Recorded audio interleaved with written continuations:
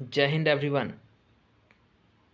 कैसे हो आप लोग? आई होप आप लोग बेहतर होंगे और अपना प्रिपरेशन बेहतरीन तरीके से कर रहे होंगे। और आज का जो ये वीडियो आपके सामने दिख रहा है, ये बुक जो है प्लेन टू पारामाउंट, जो नीतू मैम का बुक है, उस बुक को मैं आज से शुरू कर रहा हूँ। और हमारा पहला टॉपिक है वर्ब।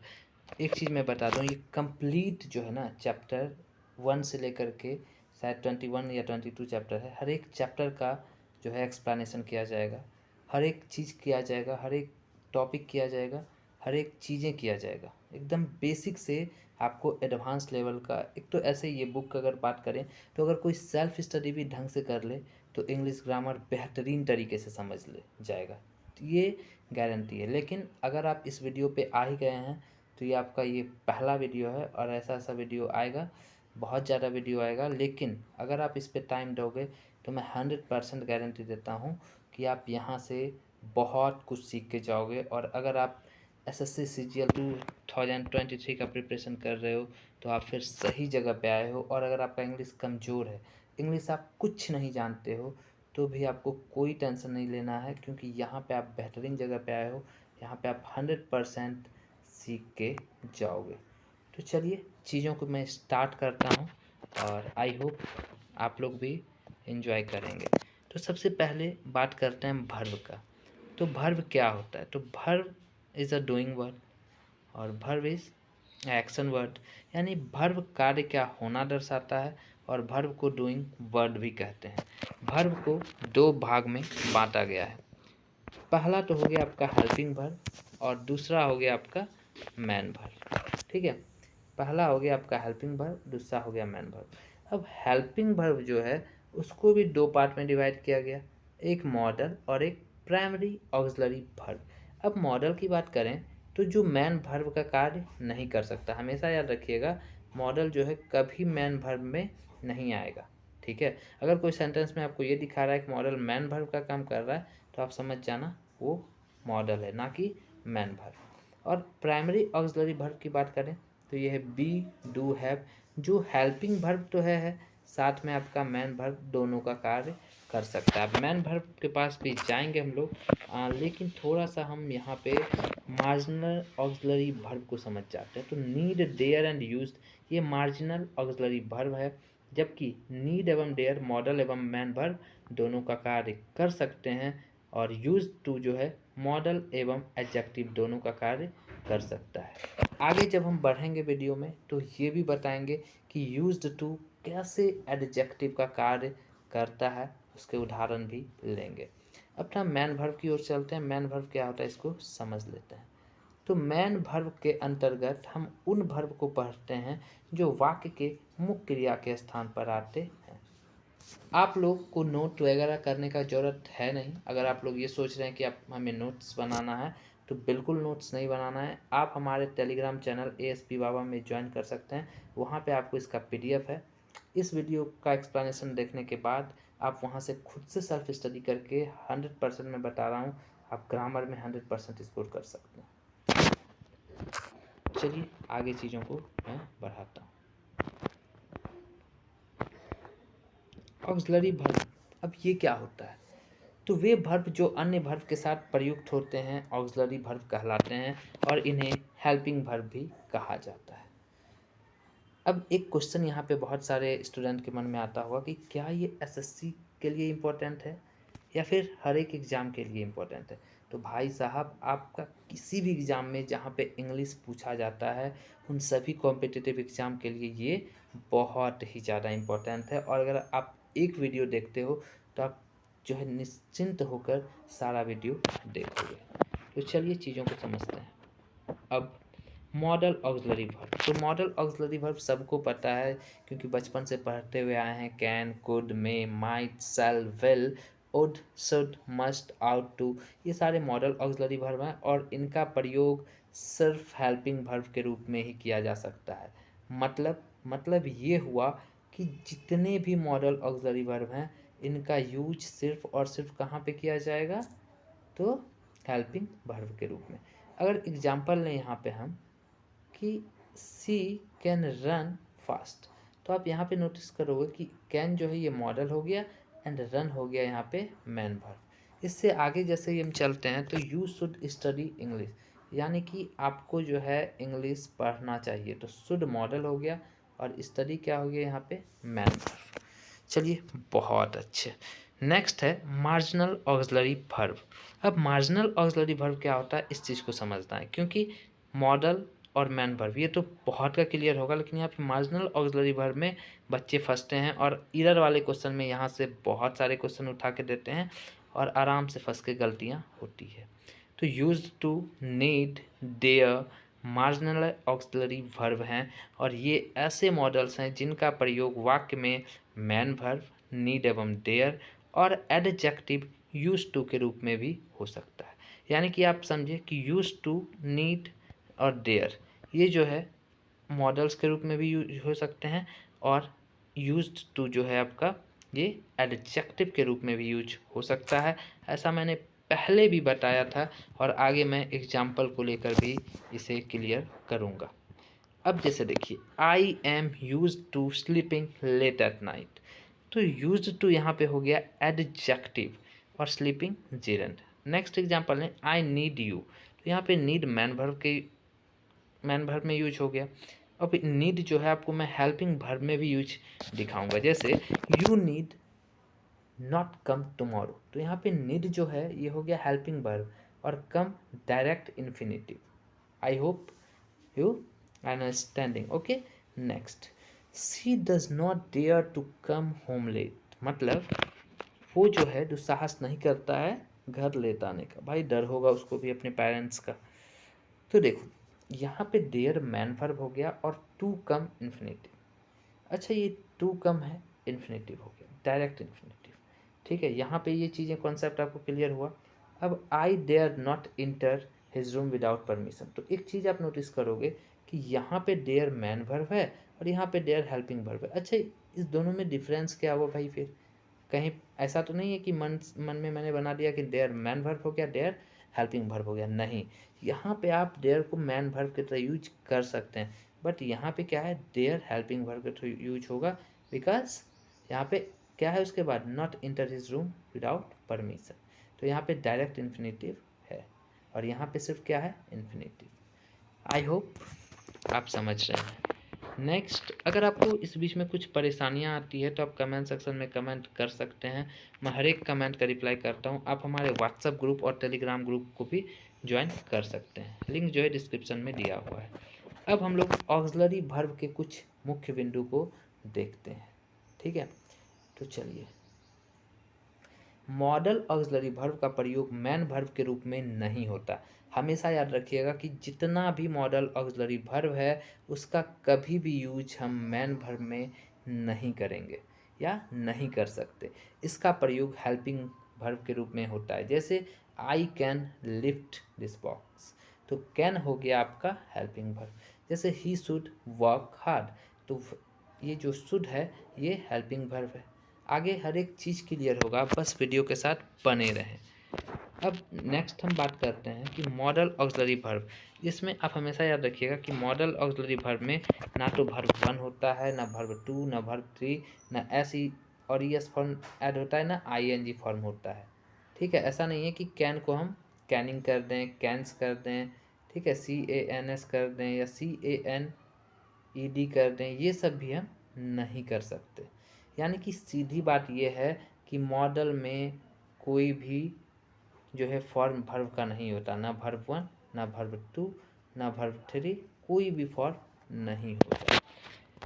आई होप आप यहाँ तक समझ रहे होंगे। अब नेक्स्ट है आपका रूल नंबर 3, आउट तथा यूज्ड के बाद इन्फिनेटिव 2 प्लस वर्ब का 1 का प्रयोग होता है। यहाँ से इरर वाले क्वेश्चन बहुत पूछ लिए जाते हैं।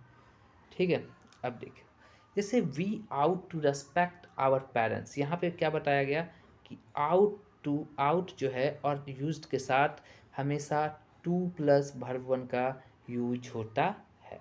ठीक है, अब देखो, अब इरर में क्या होता है कि डायरेक्ट दे दिया we ought respect our parents.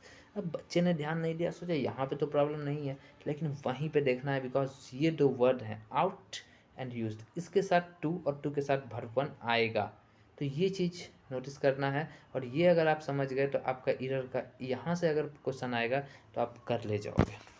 बहुत अच्छे। चलिए नेक्स्ट। अब use of model auxiliary verb. तो सबसे पहले हम कैन और कुड को देखेंगे। तो रूल नंबर फर्स्ट क्या कहता है, इसको ज़रा हम समझते हैं। तो कैन का प्रयोग जो होता है पावर, एबिलिटी तथा कैपेसिटी। हमेशा याद रखना, आप लोग इस चीज़ को बहुत पहले से जान रहे हो कि पावर, एबिलिटी और कैपेसिटी को अभिव्यक्त मतलब इसको शो करने के लिए किया जाता है। लेकिन कुड का बात करें तो ये पास्ट एबिलिटी, चीज़ें सेम है, past ability, past power and past capacity, लेकिन ये सारा का सारा पास्ट में हो जाएगा। ठीक है, जैसे he can lift the box, वो बॉक्स उठा सकता है, but I could not come yesterday. तो कुड यहाँ पे क्या हो गया, यस्टरडे। तो यहाँ पे आपको एरर कैसे बनाता है, यहाँ पे लिख देता आई can not come yesterday.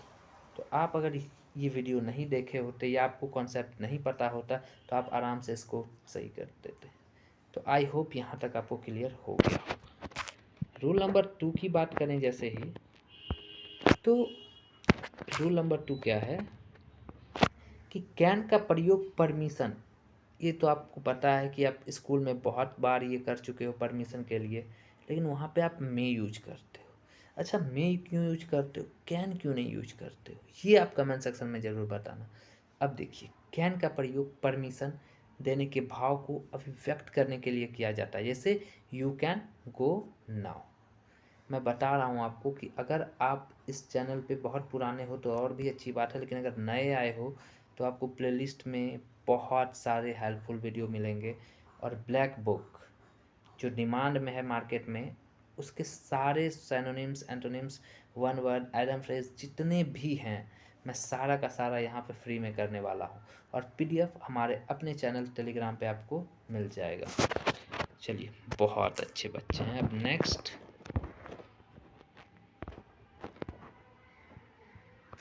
Rule number 3, can का प्रयोग थ्योरेटिकल पॉसिबिलिटी यानी कि सैद्धांतिक संभावना को अभिव्यक्त करने के लिए किया जाता है। कैन का प्रयोग जो है थ्योरेटिकल पॉसिबिलिटी यानी कि सैद्धांतिक संभावना को अभिव्यक्त करने के लिए किया जाता है, जैसे everyone can make a mistake, यानी कि हर कोई मिस्टेक बना सकता है। तो यहाँ पे क्या हुआ, सैद्धांतिक पॉसिबिलिटी हुआ, तो यहाँ पे हम कैन का यूज कर दिए। अब कुड का कहाँ पे करें, तो कुड का प्रयोग रिमोट पॉसिबिलिटी व्यक्त करने के लिए किया जाता है, जैसे there could be a bomb under your seat. Next, can का प्रयोग दोस्ताना निवेदन करने वाले प्रश्नात्मक वाक्यों में किया जाता है एवं कुड औपचारिक निवेदन करने वाले प्रश्नात्मक वाक्यों में। जैसे यहाँ पे हम कह सकते हैं कि एक फॉर्मेलिटी निभा दिया यहाँ पे, और यहाँ पे एक फ्रेंड है तो थोड़ा सा प्रेस, दोस्त के साथ तो फॉर्मेलिटी निभा नहीं सकते हम। तो can I take your scooter, और कुड में could I talk to mister Shukla, हाँ हाँ बात कर लो अगर सामने से, वैसे मिस्टर शुक्ला, हाँ I could I talk to mister Shukla, just formalities. Now अब यहाँ पे जो इम्पोर्टेंट चीज़ बता रहा हूँ, यहाँ पे एरर में आपके भर भर के आते हैं और गलतियाँ भी आप भर भर के करते हैं। इस कॉन्सेप्ट के बाद आई होप वहाँ पे गलतियाँ आपका नहीं होगा। जैसे एबल टू का प्रयोग कैन कुड के साथ ना करें, क्योंकि दोनों क्षमता दर्शाते हैं। जैसे हम ये नहीं कह सकते कि I can not be able to come tomorrow. Can not अगर लगा दिए तो फिर ये एबल टू नहीं लगाएंगे, और अगर एबल टू लगा दिए तो कैन नॉट नहीं लगाएंगे। यानी कि ये हम कह सकते हैं कि ये जो कैन नॉट है, CANNOT, और एबल टू, इसमें क्या है, इसमें 36 का आंकड़ा है, आपने 36 का आंकड़ा सुना होगा। तो यहाँ पे जो है ना, यहाँ पे ये दोनों एक साथ नहीं आ सकते, और अगर आपने ला दिया तो फिर ये आपकी ले लेगा, यानी कि आपका नंबर यहाँ से आपको उड़ा देगा। क्यों, क्योंकि ये सुपर फ्लोज हो जाएगा। आई होप ये भी आपका क्लियर हो गया होगा। अब बहुत इम्पोर्टेंट जो चीज़ें आ रहा है यहाँ पे, मे, माइट और मस्ट। तो ज़रा चीज़ों को हम लोग गौर से देखते हैं। तो मे का प्रयोग जो होता है संभावना या फिर अनिश्चितता के भाव को व्यक्त करने के लिए किया जाता है, जैसे इट मे रेन टुडे, यानी कि बारिश होगी। संभावना व्यक्त कर रहा है तो वहाँ पे मे लगेगा। मे जो है ऑप्टेटिव सेंटेंस में भी यूज होता है, जैसे मे यू लिव लॉन्ग। फिर रूल नंबर 3 की बात करें हम तो क्या होता है कि यदि प्रिंसिपल क्लाउज प्रेजेंट टेंस में हो तथा सबऑर्डिनेट क्लाउज जो है सो दैट और इन ऑर्डर दैट से प्रारंभ हो और इसमें क्या पर्पस यानी कि उद्देश्य का बोध हो तो उसके साथ भी हम लोग क्या यूज करते हैं, सो डैट। अब हमेशा आप ऐसा मत करना कि सो डैट जो है सो डैट इसमें सो डैट आ गया सो डैट में सो डैट में सो डैट में, ऐसा ही नहीं करना। वहाँ पे जो पॉइंट नोटिस करने वाली है कि क्या पर्पस दिख रहा है, उद्देश्य दिख रहा है। अगर दिख रहा है तो फिर मे लगा दिए। आप लोगों को ये तो इंग्लिश के प्लेन टू पैरामाउंट तो मैं करवा ही रहा हूँ। बहुत जल्द आपको कॉन्सेप्ट किंग का सारा कॉन्सेप्ट एक एक चैप्टर करके, एक दिन में एक चैप्टर, चाहे 30 मिनट 40 मिनट का वीडियो बने। ज्योमेट्री का ज़्यादा बड़ा हो सकता है, शायद 1 घंटे या 1.5 घंटे का होगा, लेकिन बाकी हमें लगता है कि 20 से 30 मिनट में कंप्लीट करूँगा और वो वीडियो भी बहुत जल्द मैं आप लोगों को प्रोवाइड करूँगा। अगर आपको ये सीरीज़ अच्छा लग रहा है तो आप कमेंट सेक्शन में कमेंट कर सकते हैं। और भी बहुत सारी चीज़ें हैं जो मैं आप लोगों के लिए लाऊंगा। ठीक है, हमारा टारगेट एक ही है भाई साहब, और 2023 SSC CGL, और बहुत सारे फ्रेंड का भी होगा।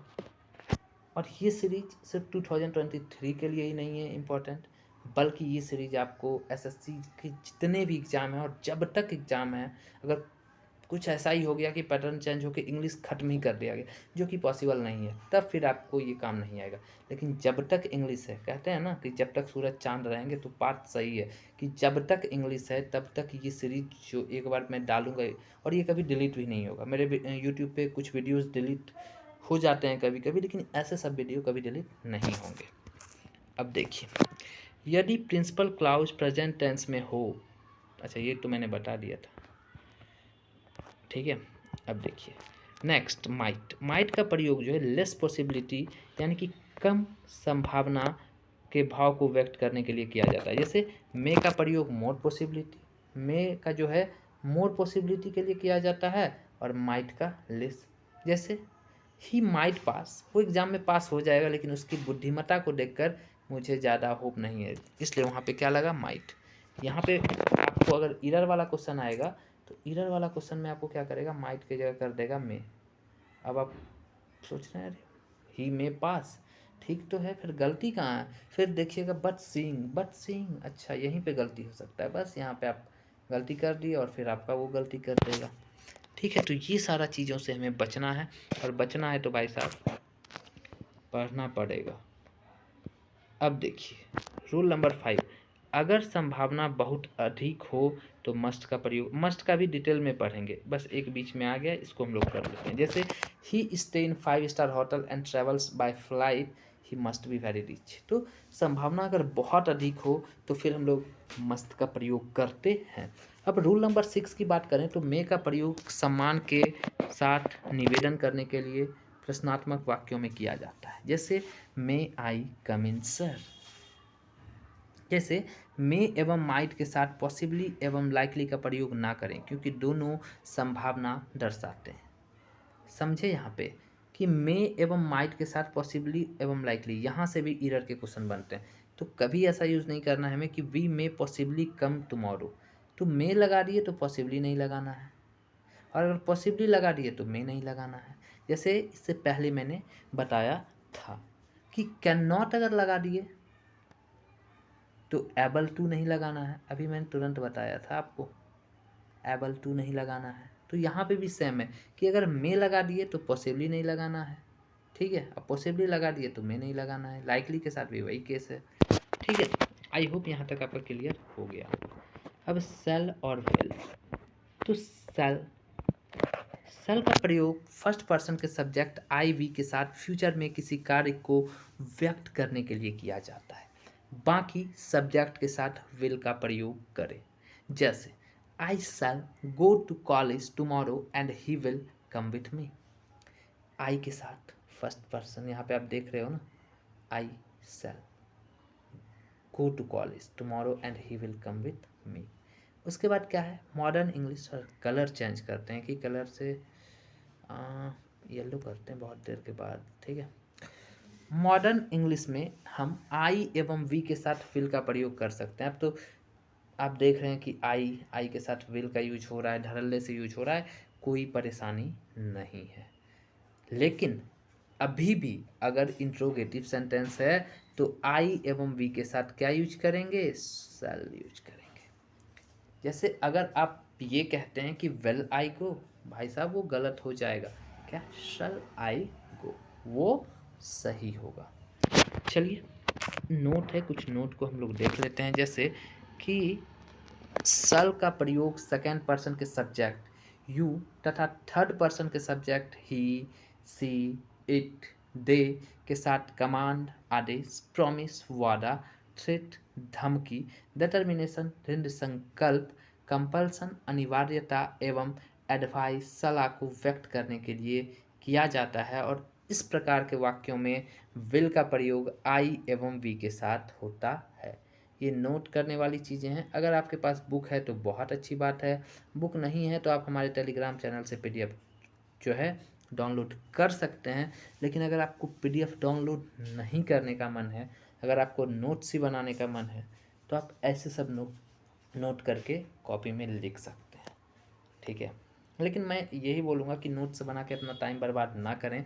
ये वीडियो आप देखें, वीडियो को मैं बहुत ही बेहतरीन तरीके से अपना जितना भी बेटर हो सकता है मैं कर रहा हूँ कि आप समझ जाओ वीडियो में ही।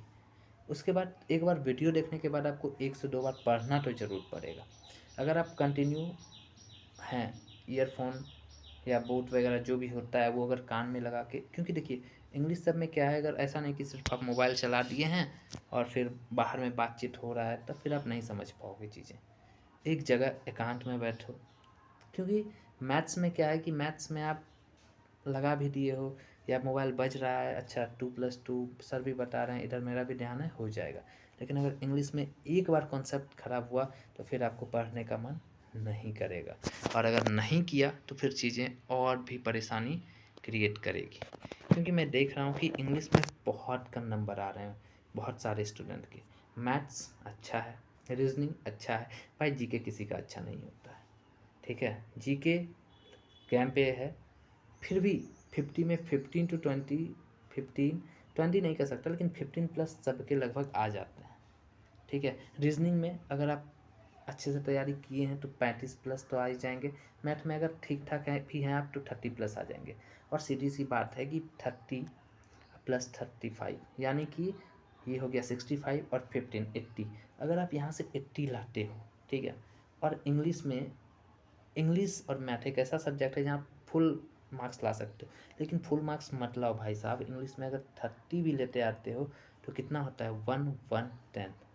और अगर आप प्री में 1-1-10 लाते हो तो क्या आपका सिलेक्शन कोई रोक सकता है? फिर मेंस आएगा, मेंस के लिए भी यही बुक बहुत इम्पोर्टेंट है, ठीक है। तो अभी मैं सिलेबस पे बात नहीं कर रहा, आगे मैं चीज़ों को लेके जाता हूँ। अब देखिए जैसे कमांड, आदेश, तो you shall leave the room at once, colour बदलने की आवश्यकता है। प्रॉमिस, प्रतिज्ञा, वादा, जैसे you shall be awarded, I will help you come with that what may, ठीक है। अब देखिए थ्रेट, थ्रेट मतलब होता है धमकी, तो यहाँ पे आई विल पनिश यू, और ट्रेसपैसर्स शैल बी प्रोसिक्यूटेड। नेक्स्ट है डिटर्मिनेशन यानी दृढ़ संकल्प, तो I will work hard and score good marks. तो ये दृढ़ संकल्प, जैसे 2-3 बार में एसएससी नहीं निकला तो एक बार एकदम इस बार निकालेंगे, ठीक है।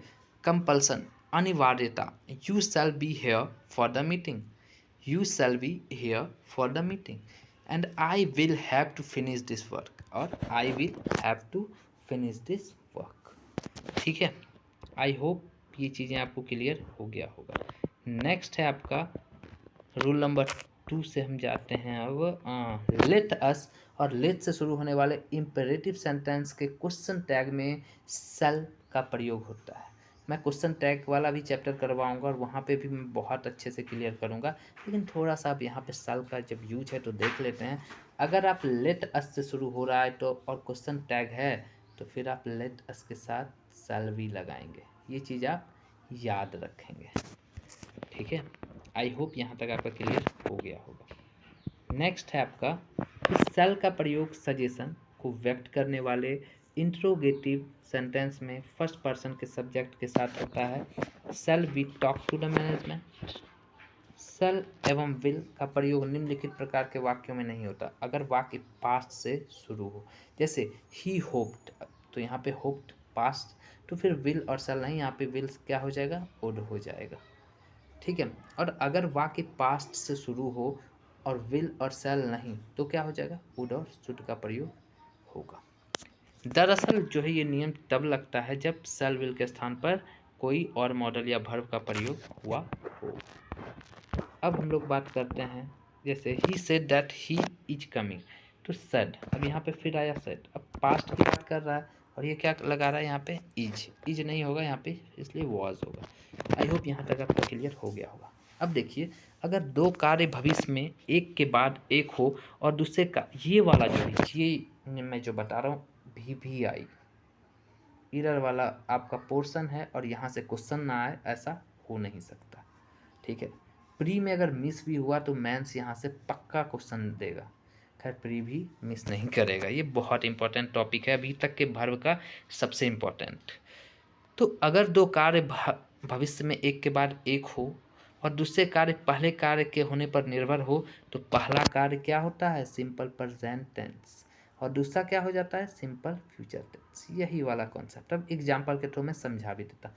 जैसे आपके सेंटेंस में आ जाता है कि if I will come I will meet you. लोग सोचेगा हाँ ठीक है, जब मैं आऊँगा तो तुमसे मिलूंगा, सेंटेंस सही है। लेकिन नहीं भैया, पहला वाला सेंटेंस सिंपल प्रेजेंट टेंस में रहेगा, इसलिए आई विल नहीं लगेगा बल्कि इफ़ आई कम, क्योंकि साफ बता दिया गया है सिंपल प्रेजेंट टेंस, तो फिर आई विल मीट यू, आऊँगा तो मिलूंगा। समझ में आया यहाँ तक? चलिए अब निम्नलिखित शब्दों को देखें, इनके तुरंत बाद सिंपल फ्यूचर टेंस का प्रयोग नहीं होता। जैसे देखिए कुछ शब्द और दिए गए, जैसे if, as, soon as, in case, provided, unless, until, before, after, when, ये सब कंडीशनल सेंटेंस हैं जिसके तुरंत बाद क्या नहीं होता, सिंपल फ्यूचर टेंस का। अब हम लोग वुड का यूज़ देखते हैं। तो वुड का प्रयोग पास्ट हैबिट को व्यक्त करने के लिए किया जाता है। जैसे I would go to school by bus, मतलब मैं जाता था, अभी नहीं जाता हूँ, ये हमारा पास्ट का आदत था। ठीक है। वुड का प्रयोग प्रीफरेंस, चॉइस को व्यक्त करने के लिए भी होता है। जैसे he would rather die than beg, मतलब भीख मांगने से बेहतर क्या है करेगा, वो मर ही जाएगा। ठीक है। अब देखिए रूल नंबर 3, अगर वाक्य का आरंभ पास्ट से हो तो वाक्य आगे पास्ट में ही रहेगा और विल का पास्ट टेंस वुड हो जाएगा। यानी कि वाक्य का आरंभ जो है पास्ट से हो रहा है। जैसे अभी ये एग्जांपल मैंने लिया था कि he hope that he will pass, तो क्योंकि ये पास्ट से शुरू हुआ है तो विल ना होके यहाँ पे क्या हो जाएगा, वुड हो जाएगा। चलिए नेक्स्ट, वुड, यूज्ड टू एवं सिंपल पास्ट टेंस तीनों का प्रयोग भूतकाल के रूटीन एक्शन को दर्शाने के लिए किया जाता है। जैसे I used to go to school by bus, मतलब मैं जाया करता था, किससे, स्कूल, बस से। I would return on foot, we played for hours before returning home. चलिए रूल नंबर 5 देखते हैं। वुड का प्रयोग प्रेजेंट या पास्ट के पूरी कल्पना को व्यक्त करने वाले वाक्यों के प्रिंसिपल क्लाउज में होता है। जैसे if I were a bird I would fly in the sky. हमेशा याद रखिएगा, पूरी कल्पना जहाँ पे मतलब ख्याली पुलाव जहाँ बना, क्या लगाना है भाई, तो हमेशा याद रखिएगा कि व्यक्त करने वाले वाक्यों के प्रिंसिपल क्लाउज में होता है वुड का प्रयोग। जैसे if I were a bird, जब मैं पक्षी होता। अबे पक्षी क्यों होगा, इंसान बनाया है, इंसानियत दिखाओ, और उसके बाद फिर तो जाना ही है सबको। तो नहीं, इन्हें पक्षी बनना है, कभी एरोप्लेन, तो बनने दीजिए। खैर आपका जो ये कॉन्सेप्ट है वुड का, ये वाला कॉन्सेप्ट क्लियर कर लीजिए कि कोरी कल्पना में हम वुड का यूज करेंगे। जैसे आई विश। अच्छा एक और कॉन्सेप्ट है, नोट करने वाली चीज़ है कि अगर वाक्य काल्पनिक पद से संबंधित हो तो सभी सब्जेक्ट के साथ व का प्रयोग होता है। ठीक है, मैं यही बता रहा था लेकिन दिमाग से उतर गया। ठीक है, वुड फिर बताने लगा। जैसे I wish I way a bird. निम्नलिखित शब्दों में वाक्य काल्पनिक होने का आभास होता है तो इसके साथ वाज नहीं लगाइएगा, नहीं तो फिर गलती हो जाएगा। ठीक है, अब देखिए I wish as to if as if would that एवं सपोज। जैसे वुड का प्रयोग विल के पास्ट फॉर्म के रूप में इनडायरेक्ट स्पीच में होता है। जब नरेशन पढ़ेंगे ना हम लोग तब इस चीज़ को और अच्छे से क्लियर करेंगे। अभी तो एक एग्जांपल से समझ जाते हैं। जैसे he said he will go there, ये डायरेक्ट हो गया। उसके बाद अगर हम बात करें कि he said that he would go there, he said that he would go there. चलिए अब रूल नंबर 7। अच्छा ठीक है, वुड का प्रयोग पोलाइट रिक्वेस्ट को व्यक्त करने के लिए प्रश्नात्मक वाक्यों में होता है। जैसे वुड यू हेल्प मी। और वुड का प्रयोग प्रोबेबिलिटी संभावना को व्यक्त करने के लिए किया जाता है। जैसे ही वुड बी स्लीपिंग, संभावना होगा। उसके बाद है रूल नंबर 9 कि वुड का प्रयोग विश यानी इच्छा को व्यक्त करने के लिए किया जाता है। जैसे I wish India would become a developed country. तो ये इच्छा है, अंदर का इच्छा है, तो इसलिए यहाँ पे क्या हो गया वुड। फिर वुड लाइक टू का प्रयोग भी इच्छा को व्यक्त करने के लिए। जैसे I would like to talk to the manager, या स्कूल में आप बोलते होंगे कि I would like to call जो भी नेम है XYZ ऑन द स्टेज। आप अगर स्कूल में ऐसा कुछ प्रोग्राम देखे होंगे तो ये चीज़ आपने सुना होगा। अब देखिए शुड का बात करते हैं हम लोग। शुड का प्रयोग सजेशन सलाह देने के लिए किया जाता है। जैसे यू शुड स्टडी इंग्लिश। फिर नेक्स्ट है शुड का प्रयोग एडवाइस देने के लिए, भाव को व्यक्त करने के लिए किया जाता है। अब बहुत को इसमें प्रॉब्लम होता है, एक एडवाइस और एक एडवाइस, ऐसे ऐसे भी कॉन्सेप्ट में प्रॉब्लम होता है। टेंशन मत लीजिए, आप सही जगह पे हैं। इन सब के कॉन्सेप्ट में इस वीडियो में तो नहीं करवा पाऊँगा क्योंकि ऑलरेडी बहुत ज़्यादा टाइम हो चुका है। लेकिन हाँ, इसके 2 वीडियो आएंगे, एक और वीडियो आएंगे, उसमें क्लियर हो जाएगा। और फिर तीसरा वीडियो में सारे क्वेश्चंस को हम लोग करेंगे। ठीक है, टेंशन मत लीजिए, शुरू से कॉन्सेप्ट हम लोग करने वाले हैं क्लियर। तो you should not laugh at his mistake. तो यहाँ पे एडवाइस दे रहा है कि तुमको नहीं हंसना चाहिए। कोई मिस्टेक कर रहा है, अच्छा मिस्टेक कर रहा है इसका मतलब वो कोशिश कर रहा है, और जो कोशिश कर रहा है उससे मिस्टेक हो रहा है, जो कोशिश ही नहीं कर रहा है उससे मिस्टेक ही नहीं हो रहा है। अब देखिए शुड का प्रयोग लिस्ट के निगेटिव पर्पस। अच्छा लिस्ट ऐसे अपने आप में ये जो वर्ड देख रहे हैं लिस्ट, ये तो खुद निगेटिव नज़र आ रहा है, तो इसमें निगेटिव को क्या, जैसे he ran fast lest he should miss the train, तो ऐसे सेंटेंस में भी शुड का प्रयोग होता है। जैसे लिस्ट के साथ सिंपल प्रेजेंट टेंस का भी प्रयोग हो सकता है। Take care lest you fall. अब बात करते हैं आउट टू। आउट टू का प्रयोग मॉरल ऑब्लिगेशन यानी कि नैतिक कर्तव्य या ड्यूटी को व्यक्त करने के लिए किया जाता है। जैसे we ought to love our country. ठीक है, ये तो नैतिक कर्तव्य है हमारा। उसके बाद मस्ट, मैंने बोला था 2-3 रूल और पढ़ेंगे। तो देखिए मस्ट का प्रयोग कंपल्सन यानी बाध्यता को व्यक्त करने के लिए किया जाता है। जैसे कैंडिडेट मस्ट राइट इन इंक। कैंडिडेट जो है, अब एग्ज़ाम देने गए वहाँ पे सब क्या बोल दिया कि कैंडिडेट मस्ट राइट इन विच इंक, ब्लू ब्लैक, ऐसा रहता है ना। आप देखते होंगे क्वेश्चन के पेपर के फर्स्ट पेज पे, अगर आप ऑफलाइन, अब तो खैर सारा ऑनलाइन एग्जाम हो गया है। अब देखिए मस्ट का प्रयोग फिक्स डिटर्मिनेशन यानी कि पक्का इरादा, दृढ़ संकल्प को व्यक्त करने के लिए किया जाता है। जैसे India must win the world cup, अभी आ रहा है 2023 वाला, सबको इंतजार होगा। हाँ जल्दी जल्दी SSC CGL जून जुलाई में हम लोग क्रैक करते हैं और फिर आराम से सितंबर अक्टूबर में शायद वर्ल्ड कप देखेंगे। खैर शायद सितंबर अक्टूबर के आसपास हमारा मेंस भी हो सकता है, चलिए कोई नहीं। अब देखिए मस्ट का प्रयोग ड्यूटी कर्तव्य को व्यक्त करने के लिए किया जाता है। तो जैसे a soldier must fight for his country. अब यूज्ड टू, अच्छा यूज्ड टू हमने ये भी बताया था कि ये एज एन एडजेक्टिव भी यूज करते हैं, तो ये भी क्लियर होगा। अब देखिए यूज्ड टू का प्रयोग पास्ट हैबिट सिचुएशन यानी कि भूतकाल की जो आदत है या अवस्था है उसको व्यक्त करने के लिए। जैसे he used to study till 10 PM, मतलब वो पढ़ा करता था, अभी नहीं पढ़ता है। ठीक है, अब देखिए जैसे यहाँ पे यूज्ड टू जो है का प्रयोग अफर्मेटिव, नेगेटिव तथा इंट्रोगेटिव सेंटेंस में इस प्रकार होता है। जैसे एफर्मेटिव में कैसे यूज किया, he use to come here. Negative में he used not to come here. और interrogative used he to come here. आपको एफर्मेटिव, नेगेटिव और इंट्रोगेटिव पता होगा। अगर ये भी नहीं पता है तो आप कमेंट सेक्शन में कमेंट, वैसे मुझे नहीं लगता कि ऐसा कुछ कोई प्रॉब्लम होगा, ठीक है। अब देखिए, note verb plus use two plus, एक सेकेंड, ये क्या हो गया भाई साहब। वर्ब प्लस यूज टू के बाद वर्ब वन आईएनजी का प्रयोग होता है और ये हैबिचुअल एक्शन को दर्शाता है। अगर वर्ब के बाद यूज टू और यूज टू के बाद वर्ब आईएनजी लग जाए तो ये क्या होता है, हैबिचुअल एक्शन। जैसे I am used to getting up late in the morning, तो ये इसका आदत बता रहा है। मतलब कॉन्सेप्ट समझे, वर्ब हो, यूज टू और उसके साथ अगर आईएनजी वाला फॉर्म लग जाए तो वो हैबिचुअल एक्शन को बताएगा, ठीक है। अब देखिए, कई वर्ब जो है एडजेक्टिव फ्रेज के बाद टू का प्रयोग होता है और यहाँ टू के बाद वर्ब वन का प्रयोग नहीं होता बल्कि आईएनजी का प्रयोग होता है। अब टू का प्रयोग कहाँ होता है, देयर, नीड, अगर इसी वीडियो में मैंने करवाया है, याद हो। अब देखिए, be used to, accustomed to, hours to, with a view to, addicted to, devoted to, in addition to, look forward to, object to, owing to, given to, taken to, prone to।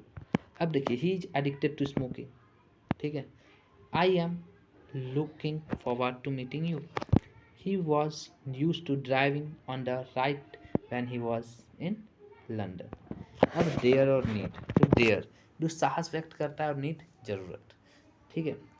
अब देखिए, there हमेशा याद रखिएगा कि there जो है जो साहस व्यक्त करता है, हाउ डेयर यू आर या आर यू, सुना होगा आपने पुराने फिल्मों में, ठीक है। और नीड जरूरत, जब हीरो जो है नायक नायिका का हाथ पकड़ता है तो सडनली बोलती है हाउ डेयर यू आर। अब देखिए, देयर तथा नीड का प्रयोग मैन, वर्ब एवं मॉडल दोनों ही रूप में होता है। जैसे ही नीड्स मी, तो नीड्स यहाँ पे क्या हो गया, मैन वर्ब। अब यहाँ पे देयर मैन वर्ब में भी यूज दिखाएंगे, नीड मैन वर्ब में भी यूज दिखाएंगे और मॉडल में भी। चलो देखते रहिएगा। जैसे she does not dare to go there, तो यहाँ पे देयर क्या हो गया, मैन वर्ब। जैसे you need not come tomorrow, मतलब तुमको जो है आपको यहाँ पे नीड मॉडल यूज हो गया।